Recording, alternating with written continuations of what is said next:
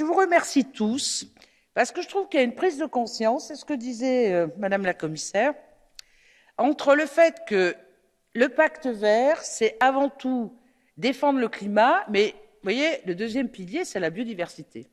Parce qu'on peut bien se bagarrer sur le CO2, mais s'il n'y a plus d'écosystème, la vie est impossible, on détruit la vie. Donc, je vois qu'il y a une prise de conscience sur le fait que l'Union européenne, et si on peut doubler le budget, ça sera super, il faut vraiment défendre la diversité des écosystèmes.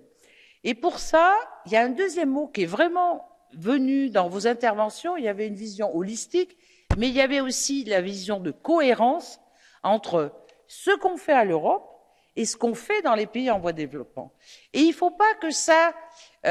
voyez, ça se percute, parce que si on aide par des subventions des industriels qui vont extraire des énergies fossiles ou qui vont dégrader le milieu et qu'on ne renforce pas suffisamment leur législation, et nous, avec l'histoire des doubles standards, on peut avoir une influence,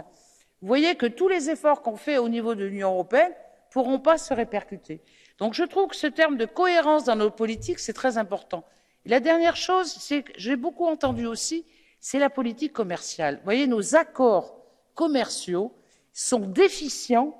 dans le fait de ne pas mettre suffisamment l'accent sur les contraintes, sur la sauvegarde de la biodiversité. C'est le commerce qui est premier, mais tout ce qui est climat et biodiversité, je trouve qu'il faut vraiment renforcer le fait que dans nos accords commerciaux, ça soit quelque chose de très important et de dissuasif pour que les pays, alors quand on pense au Brésil, mais on pourrait penser à l'Uruguay, au Paraguay, etc.,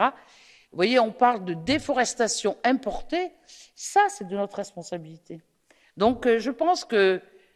si tout le monde est d'accord, on pourrait aller loin et montrer que l'Europe, c'est vraiment le fer de lance de la défense de la vie en général.